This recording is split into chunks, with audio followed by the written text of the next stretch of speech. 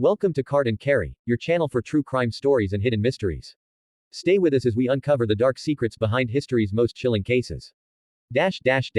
America in the 1970s was a land of change. College campuses were alive with the spirit of freedom, modern ideas, and youthful energy. Yet, hidden in the shadows of this bright new era was a man who looked ordinary, even charming, but carried within him a darkness that would shake the nation. His name was Ted Bundy. Ted Bundy appeared like any other young man. With his neatly combed brown hair, sharp eyes, and a confident smile, he could win trust within seconds. When he spoke, people leaned in, captivated by his calm and intelligent words. To most, he was a handsome, well-mannered law student, someone destined for success. But behind that mask of perfection was a sinister truth, one that would eventually reveal him as one of history's most notorious serial killers. Bundy's early life seemed normal. He was intelligent, ambitious, and many believed he could have gone on to become a lawyer, a politician, or even a respected professor. He had the talent, the looks, and the charisma to achieve greatness. Yet deep inside him lived a twisted desire that consumed his heart and mind. By the time the world discovered the reality, it was already far too late. During the 1970s, young women across America lived ordinary lives. Some were students walking across campus, others were waiting at bus stops, and many were just returning home after a long day. To them, these were moments of routine. But to Ted Bundy, they were opportunities. Opportunities to hunt, to deceive, and to trap his next victim. One of Bundy's most powerful weapons was his ability to play roles, to act like someone in need. Sometimes, he would wear a cast on his arm or leg, pretending to be injured, struggling with books or packages. Other times, he would drop his belongings and politely ask for help. And when a kind-hearted young woman stopped to assist him, she unknowingly stepped into the hands of a predator. His charm was disarming. People simply could not believe that someone so well-spoken, polite, and intelligent could ever be dangerous. Bundy looked like the kind of man you could trust, perhaps even admire. But in reality, he was hiding a monstrous double life. What made Bundy especially terrifying was his ability to blend in with society. He was not the kind of killer who lurked in dark alleys. Instead, he lived among ordinary people, attended classes, went to parties, and even worked on political campaigns. He moved through society unnoticed, while secretly building a trail of crimes that grew longer and darker with each passing year. For law enforcement, Bundy was a nightmare to catch. His crimes stretched across several states, making it difficult for police to connect the dots. Each case seemed isolated, each disappearance a mystery on its own. The idea that a single man could be responsible for so many missing women seemed unbelievable at the time. And that was Bundy's greatest advantage, his ability to appear harmless. In the beginning, no one could have imagined the scale of his crimes. No one thought that this smiling young man could be capable of unspeakable acts. But slowly, suspicion grew, and whispers began to circulate. Behind the charming smile, there was something unsettling, something that didn't quite fit. Part 1 of Ted Bundy's story introduces us to the face of deception. A man who used charisma as a weapon, who hid his darkest intentions behind a polite voice and a friendly smile. He was not the monster hiding in the shadows, he was the monster hiding in plain sight. By the mid-1970s, Ted Bundy's charm had become his most dangerous weapon. What made him unique among serial killers was not just his cruelty, but the way he disguised it behind a mask of kindness. Unlike the typical predator who hid in dark alleys, Bundy approached his victims in broad daylight, often in public places, and convinced them to follow him willingly. One of his most infamous tricks was pretending to be injured. He would put his arm in a cast or sling, or sometimes walk with crutches, creating the illusion that he was helpless. Carrying books, struggling with packages, or asking for directions, he always had a believable story. When a young woman stopped to help, she was met with his warm smile and soft-spoken voice. It was only after she agreed to accompany him to his car that the facade shattered. Bundy's victims were usually young women, often college students. They were intelligent, kind-hearted, and compassionate, the type of people who would naturally want to help someone in need. To Bundy, their kindness was an opportunity. He exploited their goodwill, turning their empathy into vulnerability. Another tactic Bundy used was impersonation. He sometimes introduced himself as Officer Rosalind, or pretended to be a police officer, convincing women that their cars had been broken into or that they needed to come with him to the station. His confidence and professional appearance made the story believable. By the time his victims realized the truth, it was already too late.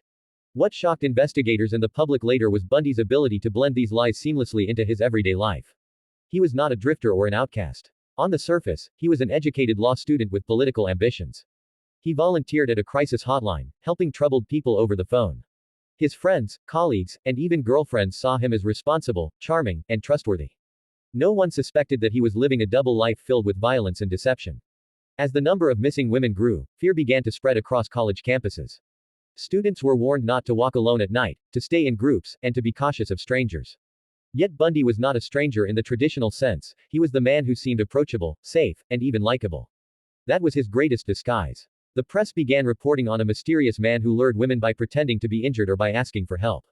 Descriptions from survivors and witnesses painted a picture of a tall, handsome young man with dark hair, often seen driving a Volkswagen Beetle. Slowly, the image of Ted began to circulate, but no one could believe that the polite young man they might meet on the street was the same person behind the disappearances. Bundy's ability to operate in different states made him even harder to catch. He committed crimes in Washington, Oregon, Utah, and Colorado, among others. At the time, law enforcement agencies did not have advanced technology or nationwide databases to easily connect cases. This allowed Bundy to stay one step ahead, leaving confusion and terror behind him. By 1974, Bundy's crimes had become more frequent and more brazen. The sudden rise in disappearances created panic among communities, but the killer's identity remained a mystery. Police were working tirelessly, but Bundy's clean image and calculated methods made him almost invisible. Part 2 of Ted Bundy's story reveals how he perfected his methods of deception. He was not only a murderer but also an actor, a manipulator, and a master of disguise. His victims never saw the danger coming, because they believed they were helping a man in need. That was the terrifying genius of Ted Bundy, he made evil look ordinary. By the mid-1970s, Ted Bundy's name was beginning to surface in whispers, though few believed he could be dangerous. He was too polished, too intelligent, and too charming to fit the image of a monster. Yet, behind the scenes, Bundy's crimes were escalating. His confidence grew with each attack, and soon, he was no longer satisfied with isolated encounters. His methods became bolder, and the nation's sense of safety began to crumble. One of the most chilling moments in Bundy's story took place in July 1974 at Lake Sammamish State Park in Washington. On a sunny afternoon, the park was crowded with families, friends, and young people enjoying the summer weather. In broad daylight, Bundy walked confidently among the crowds, introducing himself as Ted. He wore a sling on his arm, pretending to be injured, and asked several young women for help carrying his boat to his car. Some refused, sensing something was off, but 2 young women trusted him and followed. Neither of them was ever seen alive again. This brazen act shocked investigators. It was no longer a matter of women disappearing in quiet or isolated areas. Bundy had carried out abductions in front of witnesses, in a busy public place. Dozens of people later recalled seeing him that day, describing a good-looking young man with a polite smile who drove a Volkswagen Beetle. For the first time, law enforcement had a concrete lead, a suspect named Ted with a VW Bug. Meanwhile, Bundy was leading a seemingly normal life. He was studying law in Utah, working on political campaigns, and even dating women who thought he was kind, ambitious, and supportive. His girlfriend described him as attentive and caring, unable to imagine he was living a horrifying double life. This dual identity, the public gentleman and the hidden predator, made him one of the most deceptive criminals in history. As Bundy's crimes crossed state lines, the challenge for police grew. At the time, communication between different state police departments was limited. There were no nationwide databases or advanced forensic tools. Each disappearance was investigated locally, making it hard to connect the pattern. Bundy took advantage of this weakness, moving from Washington to Utah to Colorado, leaving a trail of victims behind him. Survivors who narrowly escaped Bundy's grasp later described the shift in his personality, the moment his polite mask dropped and the predator emerged. They spoke of a chilling look in his eyes, a sudden transformation from charm to cold aggression. Those rare testimonies gave investigators a glimpse into the dual nature of Ted Bundy, the man who could smile warmly one moment and turn into a ruthless attacker the next. Public fear was growing. Women were warned to be cautious of strangers, to avoid walking alone, and to trust their instincts. Yet, Bundy's very appearance was disarming. He did not look like a criminal, he looked like the boy next door. That was the essence of his terror. He proved that danger could come wearing a friendly face. By late 1974 and early 1975, Bundy's crimes had drawn national attention. Newspapers carried headlines about the mysterious disappearances, and sketches of a suspect named Ted began to circulate. Witnesses remembered the cast on his arm, his polite manner, and, most importantly, his distinctive Volkswagen. Police finally had a trail, but catching him was another matter entirely. Part 3 of Ted Bundy's story marks the turning point. His crimes were no longer hidden in the shadows, they were unfolding in the open, forcing the public and the police to recognize that a predator was among them. Yet, even as suspicion grew, Bundy remained confident, believing his charm and intelligence could outsmart everyone. For a time, it seemed he was right. By 1975, Ted Bundy's double life was beginning to unravel. For years, he had managed to stay one step ahead of police, blending charm and manipulation to hide his crimes. But eventually, his arrogance and overconfidence would lead to mistakes that exposed him to the world. Bundy's first real brush with the law came in Utah. In August 1975, a highway patrol officer noticed a suspicious Volkswagen Beetle driving late at night. When the car was searched, investigators found burglary tools, handcuffs, and a strange collection of items that raised immediate questions. Though they had no direct evidence linking him to the murders, Bundy was now firmly on law enforcement's radar. Soon after, survivors and witnesses began identifying Bundy as the man who had approached them with a cast or sling, asking for help. His name started appearing in police reports from multiple states. Investigators, who had long been puzzled by a string of missing women, suddenly had a prime suspect. For the first time, Bundy's carefully constructed mask of innocence began to crack. But Bundy was no ordinary criminal. He was intelligent, cunning, and loved the spotlight. When he realized that suspicion was growing, he decided to represent himself in court. This was unheard of at the time, a suspected serial killer acting as his own lawyer. Bundy believed his legal knowledge and charm would save him. And, to some degree, it worked. In the courtroom, he played the role of a confident young man, questioning witnesses, objecting to evidence, and even smiling for the cameras. The media became fascinated with him, and the public was divided. To some, he appeared charismatic, even likable. To others, he was clearly manipulative and dangerous. What shocked people most was Bundy's calm demeanor. While families mourned their daughters, Bundy sat in court as though he were attending a debate or a performance. He thrived on attention, enjoying every moment of being in the spotlight. The courtroom became his stage, and the trial his show. But despite his efforts, evidence was building against him. Witness testimony placed him at crime scenes, and his car matched the descriptions given by survivors. His alibis began to crumble under investigation. Even as Bundy smiled and argued with confidence, the weight of proof was catching up to him. Still, Bundy was not ready to face justice. In a shocking twist, he managed to escape custody, not once, but twice. In 1977, during a pretrial hearing in Colorado, Bundy acted as his own attorney and was allowed access to the law library without guards. Taking advantage of the situation, he jumped from a courthouse window and disappeared into the mountains.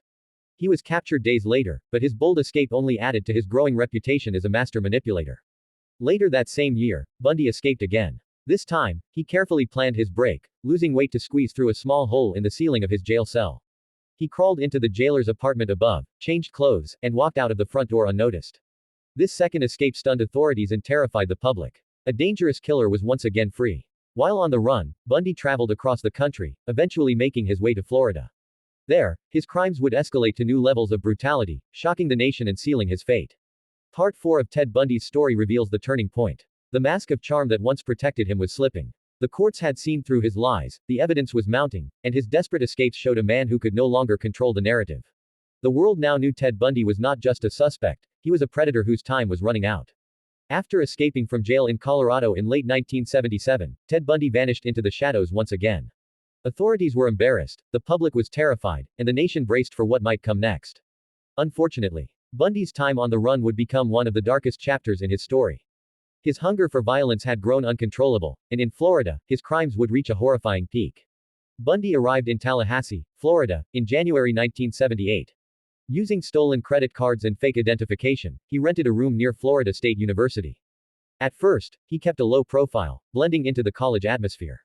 But his urges soon overcame him. Just weeks after his arrival, Bundy committed one of the most shocking crimes of his life. On the night of January 15, 1978, Bundy entered the Chi Omega sorority house at Florida State University. It was past 2:30 a.m., and most of the women inside were asleep. Within minutes, Bundy attacked several young women, killing 2 of them and brutally injuring others. The attack was swift, violent, and terrifying. Unlike his earlier crimes, which had often taken place in isolation, this was bold, reckless, and public. The brutality stunned investigators and horrified the nation. But Bundy was not finished. Only weeks later, he abducted and murdered a 12-year-old girl named Kimberly Leach. This crime, especially the young age of the victim, would later play a crucial role in sealing Bundy's fate. His descent into chaos showed how completely he had lost control. By this point, Bundy was on the FBI's most wanted list. His escapes, his boldness, and his growing body count had made him one of the most notorious criminals in America. Law enforcement across the country was desperate to catch him. His capture came almost by chance. On February 15, 1978, Bundy was pulled over by police in Pensacola, Florida, while driving a stolen car. He resisted arrest and gave a false name, but when his true identity was revealed, the news spread like wildfire. Ted Bundy, the escaped killer who had terrified multiple states, was finally back in custody. Bundy's trial in Florida was unlike anything America had seen before. It was one of the first criminal trials to be nationally televised, and millions of people watched. In court, Bundy once again played the role of the charming, confident defendant. He cross-examined witnesses, objected to evidence, and tried to manipulate the jury with his smile. At one point, he even proposed marriage to a woman in the courtroom, turning the trial into a bizarre spectacle. But this time, the evidence was overwhelming. Survivors from the Chi Omega house gave powerful testimony. Forensic experts matched bite marks found on one of the victims directly to Bundy's teeth, a groundbreaking use of forensic science at the time. The jury took only a few hours to convict him. In 1979, Bundy was sentenced to death for the Chi Omega murders. Later, he received another death sentence for the murder of Kimberly Leach. Finally, the mask was gone. Bundy's fate was sealed. Despite his conviction, Bundy continued to manipulate and delay his execution by appealing his case and giving interviews.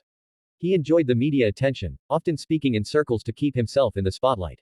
But time was running out. The families of his victims and the American public demanded justice. Part 5 of Ted Bundy's story shows his downfall. From the shocking violence at Florida State University to his arrest and televised trial, Bundy's double life was finally exposed to the world.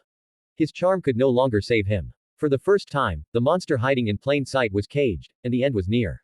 Ted Bundy's story reminds us that evil does not always appear in the form we expect. Sometimes, the most dangerous people hide behind a smile, a kind word, or a friendly face.